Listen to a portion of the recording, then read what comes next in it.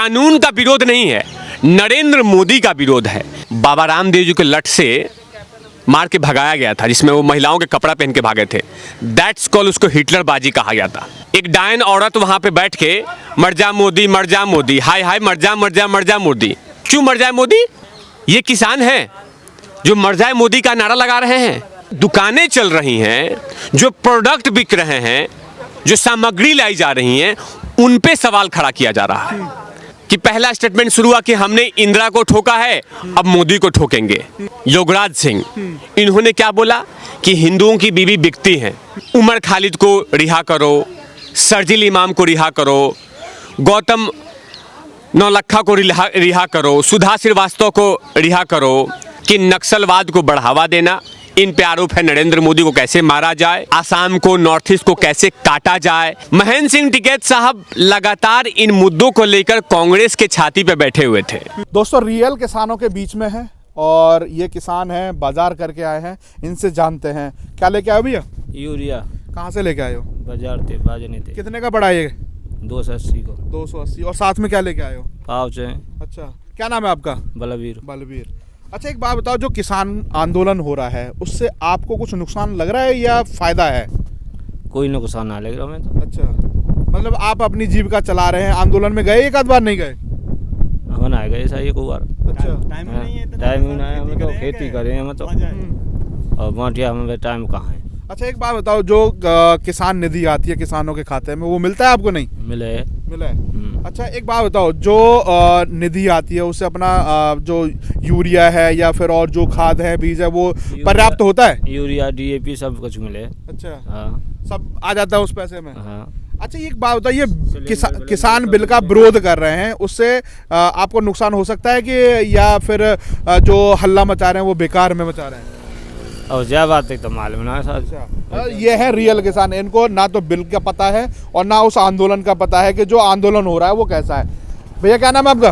मेरा नाम सत्यवीर है। अच्छा, एक बात बताओ, जो किसान आज आंदोलन कर रहे हैं, किसान के नाम पे आंदोलन कर रहे हैं, आप रियल किसान हैं, खेतों में काम कर रहे हैं, समय है आंदोलन में जाने के लिए? किसान के पास तो समय है ही नहीं। कभी सिंचाई करेगा तो कभी खाद देगा, अपने बच्चों को भी दे। किसान पे इतना टाइम कहाँ है जो वहाँ जाके टाइम बताए। तो कैसा लग रहा है वो आंदोलन? तो वो वैसा है, लुटेरे हैं, किसी से पैसा इकट्ठा करके वहाँ बैठ जाते हैं तो आंदोलन हो गया। तो किसान सम्मान निधि आती है आपके खाते में? किसान सम्मान निधि आती है, 2000 रुपये, 2-2000 रुपये मिलते हैं 3 किस्तों में। हाँ। अच्छा, तो खर्चा चल जाता है उससे? खर्चा बढ़िया चलता है, यूरिया भी आ जाता है, बच्चों के लिए नमक मिर्च भी आ जाते हैं। और किसाने क्या चाहिए? क्या कहोगे सरकार के लिए, मोदी सरकार के लिए? मोदी सरकार बहुत अच्छा कर रही है, लेकिन पहले किसी ने नहीं किया ये। अच्छा, कभी किसी ने नहीं किया? कभी किसी ने नहीं किया जो मोदी सरकार ने किया है किसानों के लिए। दोस्तों नमस्कार, आज हम बात करेंगे किसान आंदोलन की। और किसान आंदोलन अब उस चरम पर है कि सरकार की बात मानने को राजी नहीं है। आज इस विशेष चर्चा पर हमारे साथ वेद जी है। वेद तिवारी जी, कैसे देखते हैं किसान आंदोलन को? देखिए, जिस चीज़ के लिए किसान आंदोलन स्टार्ट हुआ था वो से कहीं ना कहीं बहुत ज़्यादा डाइवर्ट हो चुका है, और उसमें एक तरह से मंडी हो गई है। वामपंथी अपना दुकान चला रहे हैं, टुकड़े टुकड़े अपना गैंग चला रहे हैं, खालिस्तान अपना दुकान चला रहे हैं। और जिस चीज़ के लिए खुला था, जिस चीज़ के लिए वो स्टार्ट हुआ था आंदोलन, वो आंदोलन से पूरी तरह से डाइवर्ट हो चुका है। लेकिन वहाँ पे जितने भी नेता हैं, किसान नेता, उन तमाम घटनाओं का कहीं पे भी वो लोग खंडन नहीं कर रहे हैं, भगा नहीं रहे हैं। उनको ये नहीं बोल रहे हैं कि आपको यहाँ नहीं आना है।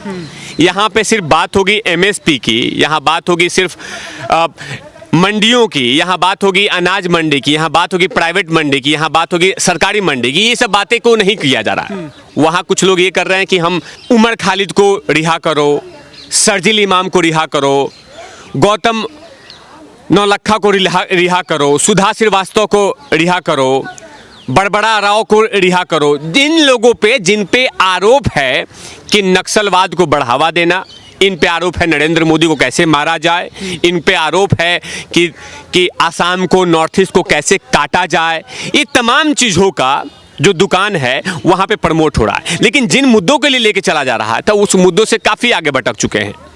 आज मैं बात करूँ राजेश टिकैत साहब का, जो जूनियर महेंद्र सिंह टिकैत साहब के बेटे हैं।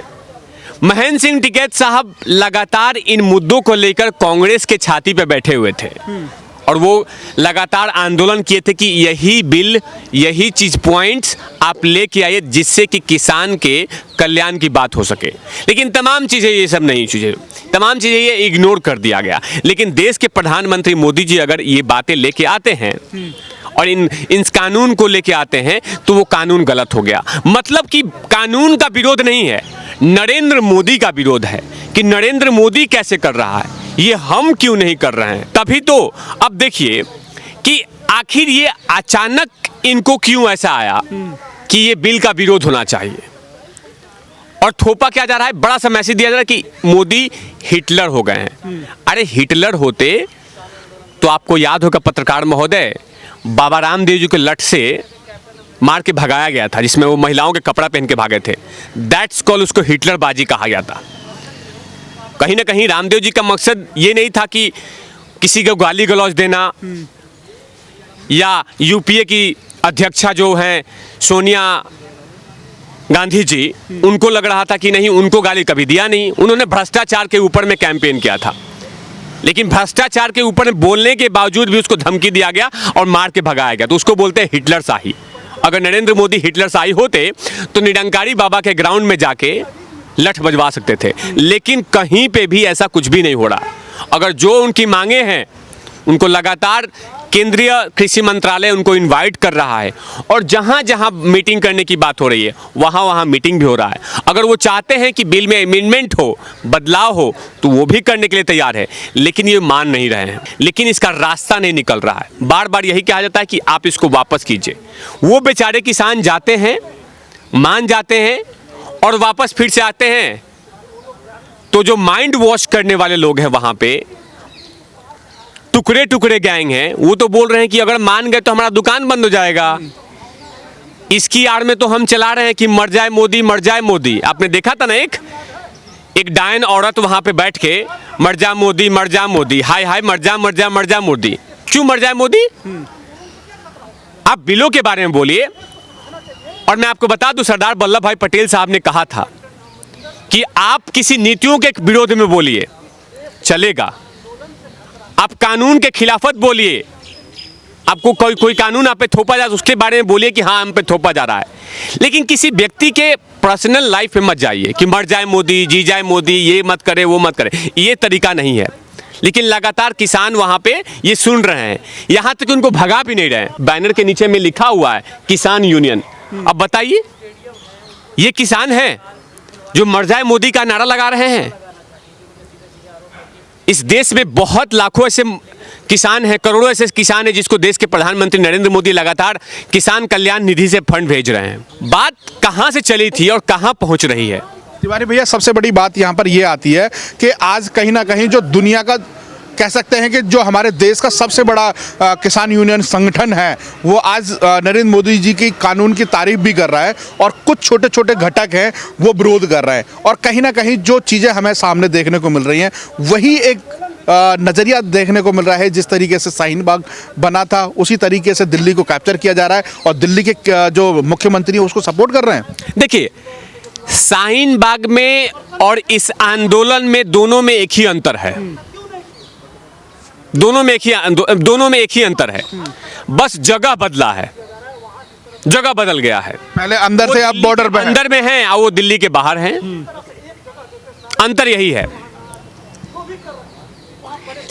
शाहीन बाग के जो मुद्दे के लिए लेके बैठा गया था कि किस मुद्दे को लेकर, तो जिस कानून के बारे में कुछ है ही नहीं, वो कानून मुसलमान के खिलाफत है ही नहीं, वो किसी और दौर के लिए था।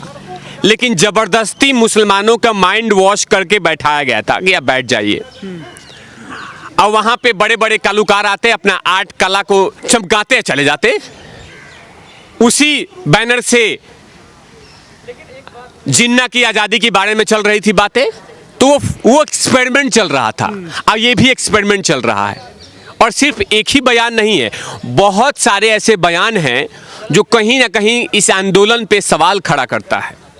मतलब किसानों की मांगे थी वो खत्म कर दिया। पत्रकार महोदय, किसान विरोधी नहीं है। कहीं पे भी कोई भी सरकार के मंत्रालय ने, कहीं बड़े मंत्रियों ने किसानों के बारे में गलत नहीं बोला। पहले एक क्लैरिफिकेशन दे दूं, कहीं पे भी लेकिन जो इसमें दुकानें चल रही हैं, जो प्रोडक्ट बिक रहे हैं, जो सामग्री लाई जा रही हैं, उन पे सवाल खड़ा किया जा रहा है। पहला स्टेटमेंट शुरुआत हुआ था कि आपने देखा होगा कि पहला स्टेटमेंट शुरू हुआ कि हमने इंदिरा को ठोका है, अब मोदी को ठोकेंगे। क्या ये किसानों की भाषा है? किसानों के मुंह से तो निकलता है यूरिया, डीएपी, खाद, हल, लेकिन क्या चला? हमने इंदिरा को ठोका है, मोदी को ठोकेंगे। ये किसान नहीं हो सकते। दूसरा बयान, युवराज सिंह के बड़बोले पिता योगराज सिंह, इन्होंने क्या बोला कि हिंदुओं की बीवी बिकती हैं, किसी एक समुदाय को खड़ा करने के लिए और एक समुदाय को नीचे करने के लिए। तो वो कैसे मैं मान लूं? जब किसान तो अपना पैदावार उगाते हैं तो वो हिंदू, मुसलमान, सिख, ईसाई को देख के नहीं उगाते हैं। वो बोलते हैं देश का जनता जनार्दन खाएगा, लेकिन उनको जानबूझ के ये किया गया कि नहीं, ये यही करेंगे। तो ये तमाम चीजें देखा गया है। तो ये सब चीजें जो हो रही है, उसके बाद जो तीसरा बयान आया कि उमर खालिद, शर्जील इमाम, इन तमाम लोगों को प्रमोट किया गया।